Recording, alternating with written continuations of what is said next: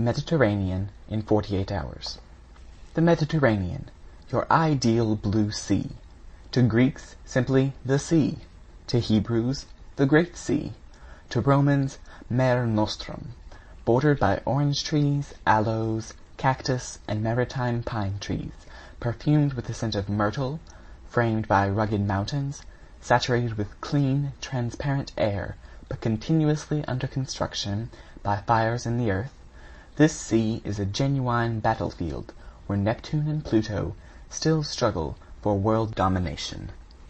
Here on these beaches and waters, says the French historian Michelet, a man is revived by one of the most invigorating climates in the world. But as beautiful as it was, I could get only a quick look at this basin, whose surface area comprises 2 million square kilometers. Even Captain Nemo's personal insights were denied me, because that mystifying individual didn't appear one single time during our high-speed crossing. I estimate that the Nautilus covered a track of some 600 leagues under the waves of this sea, and this voyage was accomplished in just 24 hours times 2. Departing from the waterways of Greece on the morning of February 16th, we cleared the Strait of Gibraltar by sunrise on the 18th. It was obvious to me that this Mediterranean, pinned in the middle of those shores he wanted to avoid, gave Captain Nemo no pleasure. Its waves and breezes brought back too many memories, if not too many regrets. Here he no longer had the ease of movement and freedom of maneuver that the oceans allowed him, and his Nautilus felt cramped so close to the coasts of both Africa and Europe. Accordingly, our speed was 25 miles, that is, 12 4-kilometer leagues, per hour. Needless to say, Ned Land had to give up his escape plans, much to his distress. Swept along at the rate of 12 to 13 meters per second, he could hardly make use of the skiff. Leaving the Nautilus under these conditions would have been like jumping off a train racing at this speed, a rash move if there ever was one. Moreover, to renew our air supply, the submersible rose to the surface of the waves only at night, and, relying solely on compass and log, it steered by dead reckoning. Inside the Mediterranean, then, I could catch no more of its fast-passing scenery than a traveller might see from an express train. In other words, I could view only the distant horizons, because the foregrounds flashed by like lightning. But Conseil and I were able to observe those Mediterranean fish whose powerful fins kept pace for a while in the Nautilus's waters. We stayed on watch before the lounge windows, and our notes enable me to reconstruct, in a few words, the ichthyology of this sea. Among the various fish inhabiting it, some I viewed, others I glimpsed, and the rest I missed completely because of the Nautilus's speed. Kindly allow me to sort them out using this whimsical system of classification. It will, at least, convey the quickness of my observations. In the midst of the watery mass, brightly lit by our electric beams, there snaked past those 1-meter lampreys that are common to nearly every clime. A type of ray from the genus Oxyrhynchus, 5 feet wide, had a white belly with a spotted, ash-gray back, and was carried along by the currents like a huge, wide-open shoal. Other rays passed by so quickly I couldn't tell if they deserved that name eagle ray, coined by the ancient Greeks, or those designations of rat ray, bat ray, and toad ray that modern fishermen have inflicted on them. Dogfish, known as topes, 12 feet long and especially feared by divers, were racing with each other. Looking like big bluish shadows, thresher sharks went by, 8 feet long, and gifted with an extremely acute sense of smell. Dorados, from the genus Sparus, some measuring up to 13 decimeters, appeared in silver and azure costumes, encircled with ribbons, which contrasted with the dark color of their fins. Fish sacred to the goddess Venus, their eyes set in brows of gold, a valuable species that patronizes all waters, fresh or salt, equally at home in rivers, lakes, and oceans, living in every clime, tolerating any temperature, their line dating back to prehistoric times on this earth, yet preserving all its beauty from those far-off days. Magnificent sturgeons, 9 to 10 meters long and extremely fast, banged their powerful tails against the glass of our panels, showing bluish backs with small brown spots. They resemble sharks without equaling their strength, and are encountered in every sea. In the spring they delight in swimming up the great rivers, fighting the currents of the Volga, Danube, Po, Rhine, Lorre, and Oder, while feeding on herring, mackerel, salmon, and codfish. Although they belong to the class of cartilaginous fish, they rate as a delicacy. They're eaten fresh, dried, marinated, or salt-preserved, and in olden times they were borne in triumph to the table of the Roman epicure Lucilius. But whenever the Nautilus drew near the surface, those denizens of the Mediterranean I could observe most productively belonged to the 63rd genus of bony fish. These were tuna from the genus Scomber, blue-black on top, silver on the belly armor, their dorsal stripes giving off a golden gleam. They are said to follow ships in search of refreshing shade from the hot tropical sun, and they did just that with the Nautilus, as they had once done with the vessels of the Count de la Pérouse. For long hours they competed in speeds with our submersible. I couldn't stop marveling at these animals so perfectly cut out for racing. Their heads small, their bodies sleek, spindle-shaped, and in some cases over 3 meters long, their pectoral fins gifted with remarkable strength, their caudal fins forked. Like certain flocks of birds, whose speed they equal, these tuna swim in triangle formation, which prompted the ancients to say they'd boned up on geometry and military strategy. And yet they can't escape the provincial fishermen, who prize them as highly as did the ancient inhabitants of Turkey and Italy. And these valuable animals, as oblivious as if they were deaf and blind, leapt right into the Marseilles tuna nets and perished by the thousands. Just for the record, I'll mention those Mediterranean fish that Conseil and I barely glimpsed. They were whitish eels of the species Gymnotus fasciatus that passed like elusive wisps of steam, conger eels 3 to 4 meters long that were tricked out in green, blue, and yellow, 3-foot hake with a liver that makes a dainty morsel, wormfish drifting like thin seaweed, sea robins that poets call lyrefish, and seamen pipers, and whose snouts have 2 jagged triangular plates shaped like old Homer's lyre, swallowfish swimming as fast as the bird they're named after, red-headed groupers whose dorsal fins are trimmed with filaments, some shad spotted with black, gray, brown, blue, yellow, and green that actually responded to tinkling handbells, splendid diamond-shaped turbot that were like aquatic pheasants with yellowish fins stippled in brown and the left top side mostly marbled in brown and yellow, finally schools of wonderful red mullet, real oceanic birds of paradise that ancient Romans bought for as much as 10,000 sesterces apiece, and which they killed at the table, so that they could heartlessly watch it change color from cinnabar red when alive to pallid white when dead.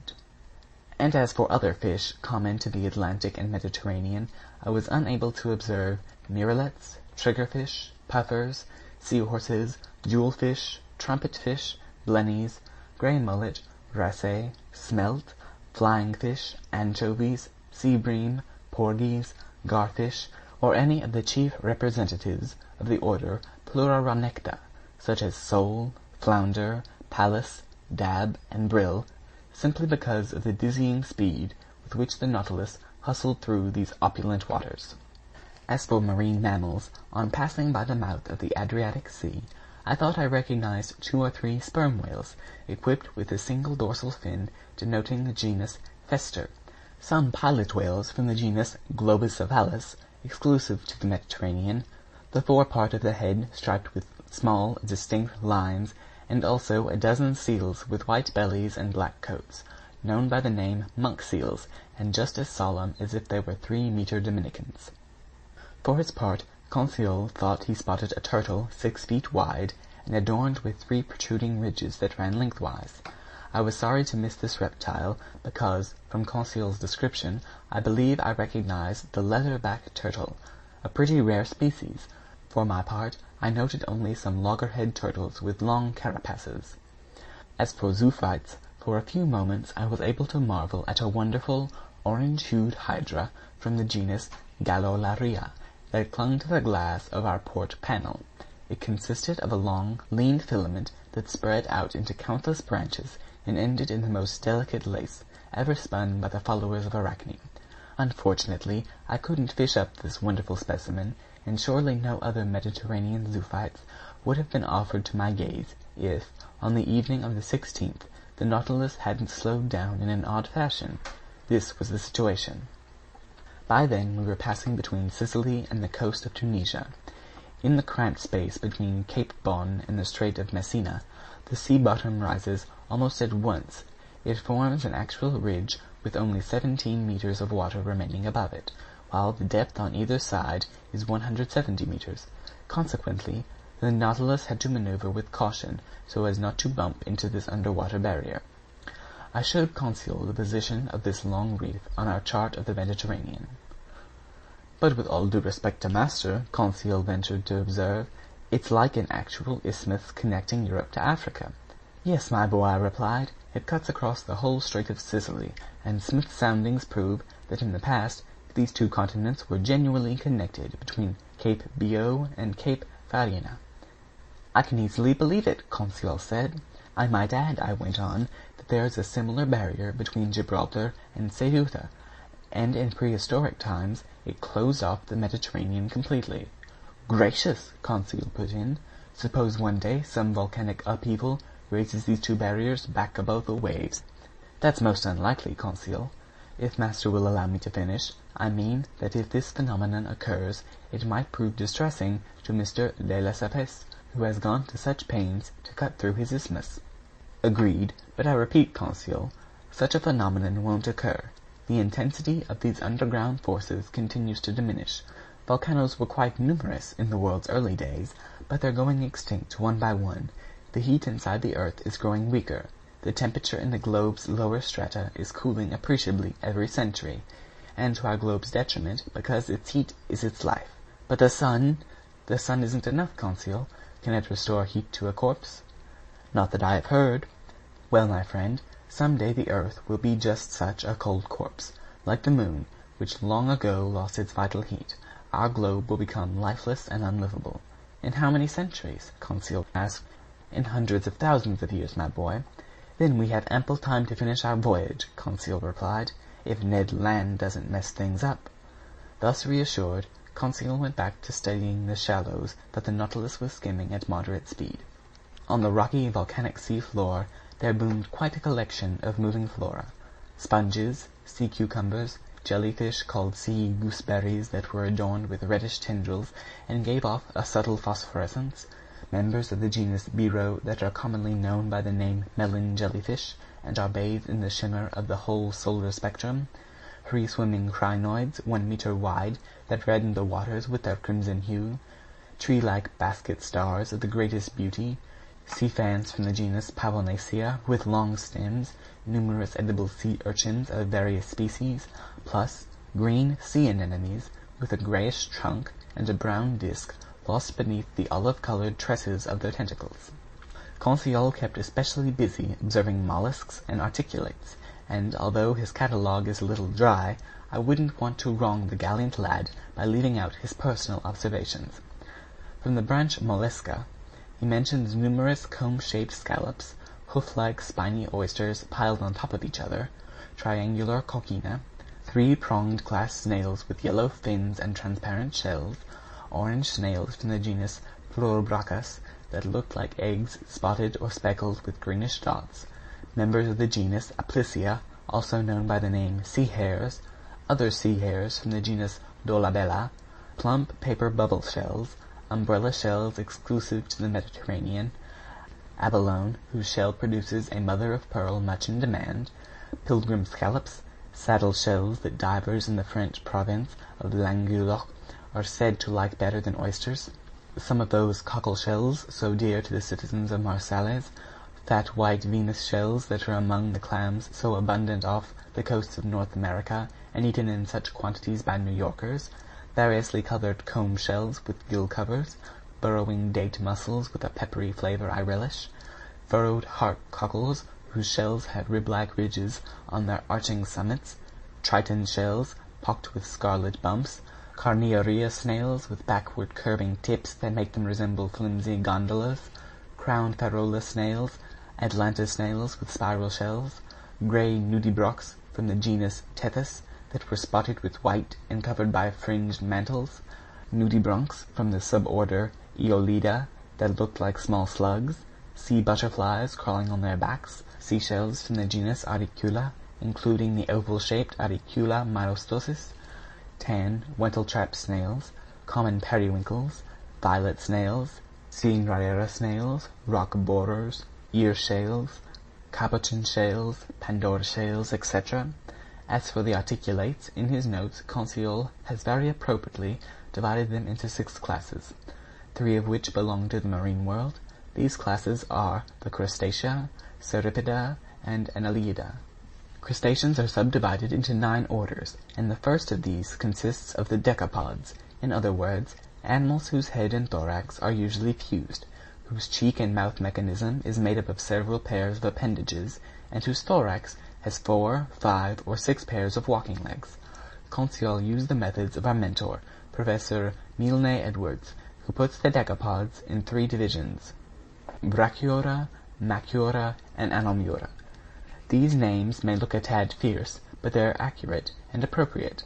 Among the Brachyura, Conseil mentions some Amanthea crabs, whose fronts were armed with 2 big diverging tips, those Incus scorpions that, Lord knows why, symbolized wisdom to the ancient Greeks, spider crabs of the Manassa and Spiname varieties that had probably gone astray in these shallows because they usually lived in the lower depths, xanthid crabs, pilumina crabs, rhomboid crabs, granular box crabs, easy on the digestion, as Conseil ventured to observe, toothless mask crabs, ebalia crabs, cymopolia crabs, woolly-handed crabs, etc.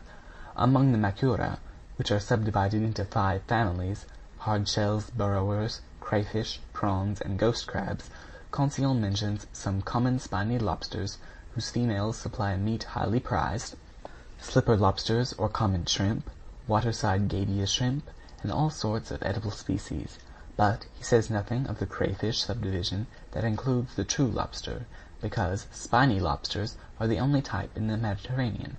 Finally, among the Anomura, he saw common Droxina crabs dwelling inside whatever abandoned seashells they could take over, Homola crabs with spiny fronts, hermit crabs, hairy porcelain crabs, etc.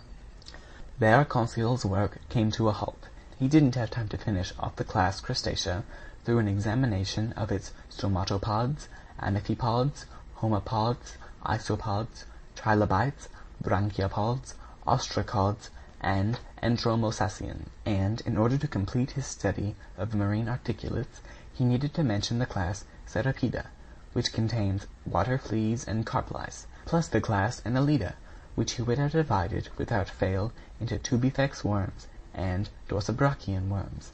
But, having gone past the shallows of the Strait of Sicily, the Nautilus resumed its usual deep-water speed. From then on, no more mollusks, no more zoophytes, no more articulates, just a few large fish sweeping by like shadows. During the night of February 16th through 17th, we entered the second Mediterranean basin, whose maximum depth we found at 3,000 meters. The Nautilus, driven downward by its propeller and slanting fins, descended to the lowest strata of this sea. There, in place of natural wonders, the watery mass offered some thrilling and dreadful scenes to my eyes. In essence, we were then crossing that part of the whole Mediterranean so fertile in casualties. From the coast of Algiers to the beaches of Providence, how many ships have wrecked, how many vessels have vanished! Compared to the vast liquid plains of the Pacific, the Mediterranean is a mere lake, but it's an unpredictable lake with fickle waters, today kindly and affectionate to those frail single masters drifting between a double ultramarine of sky and water, tomorrow bad-tempered and turbulent, agitated by the winds, demolishing the strongest ships beneath sudden waves that smash down with a headlong wallop. So, in our swift cruise through these deep strata, how many vessels I saw lying on the sea floor, some already caked with coral, others clad only in a layer of rust, plus anchors, cannons, shells, iron fittings, propeller blades, parts of engines, cracked cylinders, staved-in boilers, then hulls floating in mid-water, here upright, there overturned. Some of these wrecked ships had perished in collisions, others from hitting granite reefs.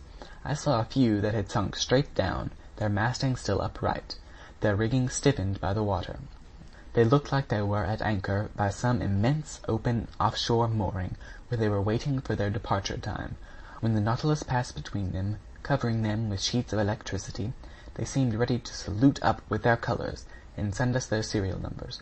But no, nothing but silence and death filled this field of catastrophes. I observed that these Mediterranean depths became more and more cluttered with such gruesome wreckage as the Nautilus drew nearer to the Strait of Gibraltar. By then, the shores of Africa and Europe were converging, and in this narrow space collisions were commonplace. There I saw numerous iron undersides, the phantasmagoric ruins of steamers, some lying down, others rearing up like fearsome animals.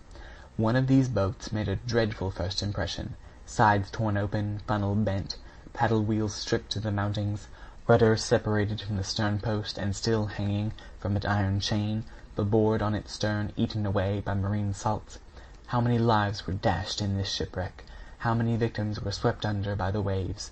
Had some sailor on board lived to tell the story of this dreadful disaster, or do the waves still keep this casualty a secret? It occurred to me, Lord knows why, that this boat buried under the sea might have been the Atlas, lost with all hands some 20 years ago, and never heard from again. Oh, what a gruesome tale these Mediterranean depths could tell! This huge boneyard where so much wealth has been lost, where so many victims have met their deaths. Meanwhile, briskly unconcerned, the Nautilus ran at full propeller through the midst of these ruins. On February 18th, near 3 o'clock in the morning, it hove before the entrance of the Strait of Gibraltar. There are two currents here, an upper current, long known to exist, that carries the ocean's waters into the Mediterranean basin, then a lower counter-current, the only present-day proof of its existence being logic. In essence, the Mediterranean receives a continual influx of water, not only from the Atlantic, but from rivers emptying into it. Since local evaporation isn't enough to restore the balance, the total amount of added water should make the sea's level higher every year. Yet this isn't the case, and we're naturally forced to believe in the existence of some lower current that carries the Mediterranean surplus through the Strait of Gibraltar and into the Atlantic basin. And so it turned out. The Nautilus took full advantage of this countercurrent. It advanced swiftly through this narrow passage. For an instant I could glimpse the wonderful ruins of the Temple of Hercules, buried under sea, as Pliny and Evanius have mentioned, together with the flat island they stand on, and, a few minutes later, we were floating on the waves of the Atlantic. End of Chapter 7.